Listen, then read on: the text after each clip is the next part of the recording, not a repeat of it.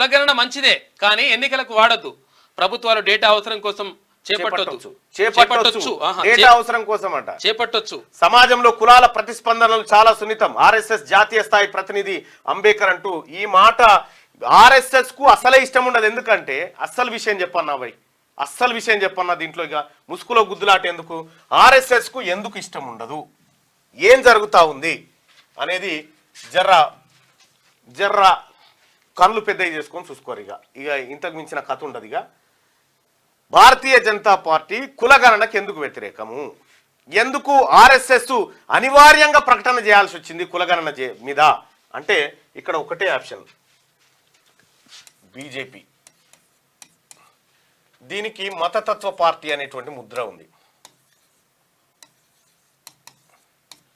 మతతత్వ పార్టీ అనేటువంటి ముద్ర ఉంది. దీని అనుబంధ సంస్థ ఆర్ఎస్ఎస్ ఇది ఉంది. ఇక్కడ విషయం ఏంటంటే ఇప్పుడు నరేంద్ర మోడీ గారు 2014 మే 26 రోజు ప్రధానమంత్రిగా ప్రమాణ స్వీకారం చేసిన తర్వాత అయితే ఇప్పుడు ఈ మతతత్వం అంటే వీళ్ళ ఓటు బ్యాంక్ ఏది? వీళ్ళ ఓటు బ్యాంకు మెజారిటీగా ఉన్నటువంటి బీసీలు. బీసీలను ఎట్లా ట్రీట్ చేస్తారు వీళ్ళు అంటే హిందూ సమూహంగా ట్రీట్ చేస్తారు. హిందూ సమూహంగా ట్రీట్ చేస్తూ ఉంటారు. అయితే ఇది ఈ ముద్దగా ఉన్నప్పుడు ఇది వర్కౌట్ అవుతుంది. ఇందులో ఏ కులం ఎంత అని తెలిసిపోయింది అనుకో ఈ ఫార్ములా వికటిస్తుంది. కాబట్టి ఇక్కడ ప్రభుత్వం ఉండదు, ఇక్కడ తాము నిర్మించుకున్నటువంటి సామ్రాజ్యం ఉండదు. ఈ కులాల లెక్క చెప్పితే ఇప్పుడు భారతీయ జనతా పార్టీ మనుగడకు గండం వాటిల్లుతుంది అన్నట్టు. ఈ కులాల లెక్క చెప్తే ఇక్కడ ఎవరెవరు ఎంతునని చెప్తే అంటే దీంట్లో ఏం జరుగుతుందంటే ఈ కులాల మధ్య ఏది మనం ఇంతున్నామా మనం అంతున్నామా అనేటువంటి చర్చ జరుగుతుంది. ఈ కులాల లెక్క బయటకు వస్తే ఇగో ఇక్కడ వాళ్ళు వేసుకున్నటువంటి స్కెచ్ ప్రజలకే ఇబ్బంది లేదు. వాళ్ళ అవసరాల కోసం, వాళ్ళ రాజకీయాల కోసం, వాళ్ళ మతతత్వ రాజకీయాల కోసం వేసుకున్నటువంటి స్కెచ్లో భాగంగా ఇది దెబ్బతింటది. కాబట్టి నువ్వు ఇక తప్పనిసరి పరిస్థితిలో కులగణన డిమాండ్ వస్తుంది కాబట్టి మీరు చెయ్యిరి, కానీ మీ దగ్గరనే పెట్టుకోరి, జనాన్ని చెప్పకూరు అని చెప్తురు. అవసరం ఏది డాటా కోసం చేయన్నట. ఏమైతుంది?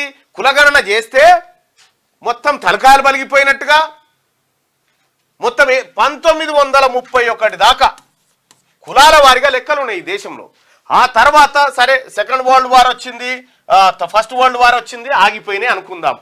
ఇక భారతదేశానికి స్వాతంత్రం వచ్చిన నాటి నుంచి బీసీలకు స్వాతంత్రం ఇవ్వబోయింది. సో ఇప్పుడు రాహుల్ గాంధీ గారు ఏమంటున్నాడు? ఈ కులాలను లెక్క పెడతా, ఈ కులాల్లో ఉన్నటువంటి పేదలను లెక్క పెడతా, వాళ్ళని జీరాక్స్ తీస్తామని చెప్పుడుతోటి కులగణన అనేటువంటి అంశం దేశంలో చర్చకు వచ్చింది. కాబట్టి ఇప్పుడు అనివార్యంగా ఆర్ఎస్ఎస్ ఇన్ని రోజులు భారతీయ జనతా పార్టీ కులగణనకు మేము వ్యతిరేకం అని చెప్పింది. మీకు విషయం తెలుసా? మొరార్జీ దేశాయ్ ప్రభుత్వం బీపీ మండల్ కమిషన్ వేసింది. బీపీ మండల్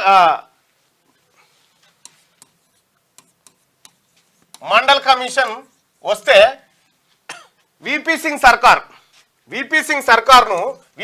సర్కార్ ఏం చేసిందంటే ఈ మండల్ కమిషన్ రిపోర్ట్ను అమలు చేస్తామని చెప్పిండు.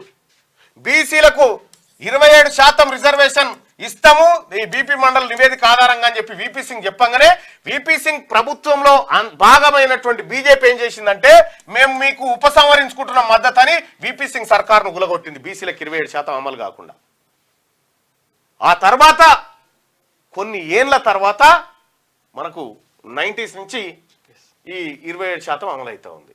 ఇగో ఇంత పెద్ద ప్రమాదం చేసింది భారతీయ జనతా పార్టీ. ఇప్పుడు దాని అనుబంధ సంస్థ ఆర్ఎస్ఎస్ ఏమంటుంది? మీరు కులగణన చేయరు కానీ అవి ఎవరు చెప్పొద్దు, దాచిపెట్టాలన్నట. ఏం డ్రామా? మీకేం నొప్పి? ఎందుకు మీకు నొప్పి? పూసాలు కదిలిపోతాయనా? ఇగో ఇది జరిగే కథ.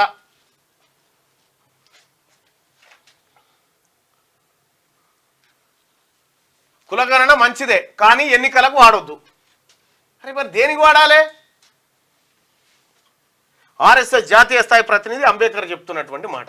ఇక ఇది ఇట్లా పెడితే కులగణనతోనే బీసీలకు న్యాయం దక్కుతుందని పట్టభద్రుల ఎమ్మెల్సీ తిన్మార్ మల్లన్న తెలిపారు. గత 9 రోజులుగా కులగణన చేపట్టాలంటూ ఆమరణ దీక్ష చేస్తున్న సిద్ధేశ్వర్ పటేల్ను సోమవారం గాంధీ ఆసుపత్రిలో తిన్మార్ మల్లన్న పరామర్శించారు. కులగణన జరిగితేనే మన వాటా మనకు దక్కుతుందని మల్లన్న అభిప్రాయపడ్డారు. బీసీ సమాజం మేల్కోకపోతే భవిష్యత్తులో ప్రమాదకర పరిస్థితుల్లోకి వెళ్తామని సిద్ధేశ్వర్ పటేల్ చేస్తున్న దీక్షను మల్లన్న కొనియాడారు. సిద్ధేశ్వర్ పటేల్ తరహాలోనే బీసీలంతా ఏకమై మన హక్కుల్ని మనమే సాధించుకోవాలని పిలుపునిచ్చారు. నిజంగా ఇవాళకి 10వ రోజు. 10 రోజుల నుంచి సిద్ధేశ్వరు, అలాగే సంజీవు, అలాగే కుమార్ వీళ్ళంతా నిరాహార దీక్ష చేస్తున్నారు. ఈ ఎంజిఎం హాస్పిటల్లో ఉన్న దీక్ష చేస్తున్నటువంటి కుమార్ను తీసుకుపోయి రోడ్డు మీద వారేసిపోయారు. ఏకశిలా పార్క్లో బొమ్మకాడ కూర్చొని చేస్తా ఉన్నాడు. ఇక్కడ సిద్ధేశ్వర్ని గాంధీ ఆసుపత్రిలో వేసారు, సంజీవ్ని ఇంకో హాస్పిటల్కి తరలించారు. అంటే బీసీల దీక్షలను కూడా ఓర్చుకునే పరిస్థితులు లేరు. ఇలా 9 రోజుల నుంచి ఆయనకు చాలా ఆరోగ్య పరిస్థితి దెబ్బతింటుందని చెప్పి డాక్టర్లు చెప్తా ఉన్నారు. నేను మాట్లాడడం జరిగింది. సూపరింటెండెంట్ గారితో మాట్లాడినా, ఆర్ఎం గారితో మాట్లాడినా, అందరితో మాట్లాడినా. సిద్ధేశ్వర్ అన్న, నేను రిక్వెస్ట్ చేస్తా ఉన్నా, మీరు ఒకసారి ఆలోచన చేయండి.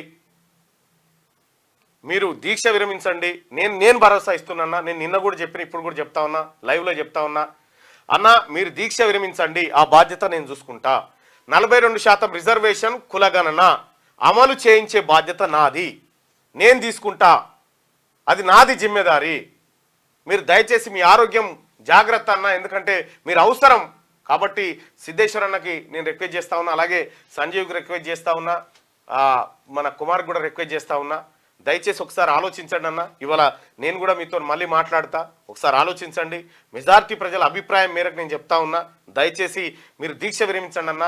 కేసీఆర్ 9 రోజులు చేసిన దీక్ష టైప్లో కాదు ఇది. కేసీఆర్ అంటే గ్లూకోజులు బీకోజులు పెట్టిండు, ఆయన అవి కూడా నాకు ఎక్కర్లేదని పన్నాడు. ఇట్లా నిరాహార దీక్ష ఈ బీసీల కోసం, కులగణన కోసం చేస్తున్నటువంటి సిద్ధేశ్వరన్నకు నేను రిక్వెస్ట్ చేసి దండం పెట్టి చెప్తా ఉన్నా, నాది భరోసా. ఈ తెలంగాణ రాష్ట్రంలో బీసీలకు అన్యాయం జరిగితే తీన్మార్ మల్లన్న బాధ్యత వహిస్తాడు. దయచేసి అర్థం చేసుకోండి అన్న. మీకు రిక్వెస్ట్ చేస్తా ఉన్నా, మీరు దీక్ష విరమించడం కోసం మీరు నిర్ణయం తీసుకోవాల్సిందిగా మీకు రిక్వెస్ట్ చేస్తా ఉన్నా. మీ మెజార్టీ ప్రజల అభిప్రాయం కూడా అందరికీ న్యాయం చేసే పద్ధతి గురించి ఆలోచన చేయండి అని చెప్పి ఈ బదావత్ అంటా ఉండు. ఫస్ట్ హరీష్ బదావత్ మనకున్న రిజర్వేషన్ అది తీసేసుకొని రా, అట్లా సమానం చేద్దాం దాన్ని. అది ఇడిచిపెట్టాడు, మందిని మాత్రం ఇవన్నీ వద్దని చెప్తా ఉంటాడు. అది కుదరదు బాయ్ సాబీడా. దయచేసి బీసీల కోసం సంగుతో వద్దు అని చెప్పి అంటాడు. ఎవరి రాజకీయ పబ్బం ఏందయా? సంఘులో ఉన్న వాళ్ళంతా మామూలు కాదా? ఎన్నడన్నా ఒకనాడు ఒక బీసీఓని సంఘుకు అధ్యక్షుని చేసిరా? ఆర్ఎస్ఎస్కి అధ్యక్షుడు అయిందా ఎప్పుడన్నా? రైట్. 10 రోజుల నుంచి అన్న మీరు దీక్ష చేస్తుర్రు, కలెక్టరేట్లో ముందు ఒకరోజు నిరసన దీక్షలు పెట్టాలని సూచన అని చెప్పి చెప్తా ఉన్నారు. అన్న నేను చెప్తా ఉన్నా, దయచేసి నా మాట నమ్మండి. తెలంగాణ రాష్ట్రంలో బీసీలకు అన్యాయం జరిగితే నేనే బాధ్యత వహిస్తా, జరగనివ్వను. మీరు ఆరోగ్యంగా ఉండాలన్నా దయచేసి కులగణన 42% రిజర్వేషన్ కోసం నిరాహార దీక్ష చేస్తున్న బీసీలు 10 రోజుల నుండి దీక్ష చేస్తా ఉన్నారు. దయచేసి దీక్ష విరమించండి అని చెప్పి నేను రిక్వెస్ట్ చేస్తా ఉన్నా. ప్రజలారా మీ అభిప్రాయాన్ని కూడా తెలియజేయండి, బీసీల అభిప్రాయాన్ని కూడా తెలియజేయండి. అలాగే ఈ లైక్ బటన్ కూడా క్లిక్ చేయండి. కులగణన 42% రిజర్వేషన్ కోసం నిరాహార దీక్ష చేస్తున్న బీసీలు 10 రోజుల నుండి చేస్తా ఉన్నారు. దయచేసి నేను దీక్ష విరమించామని చెప్తా ఉన్నా. బీసీ ప్రజలారా మీరు కూడా చెప్పండి, వాళ్ళ అభిప్రాయాన్ని మార్చుకోమని చెప్పండి. నేనున్నా, నాది భరోసా. నేను రిక్వెస్ట్ చేస్తా ఉన్నా, ఈ రాష్ట్రంలో బీసీలకు అన్యాయం జరిగితే, ఏ రకమైన అన్యాయం జరిగినా నేను బాధ్యత వహిస్తా అని చెప్పి చెప్తా ఉన్నా.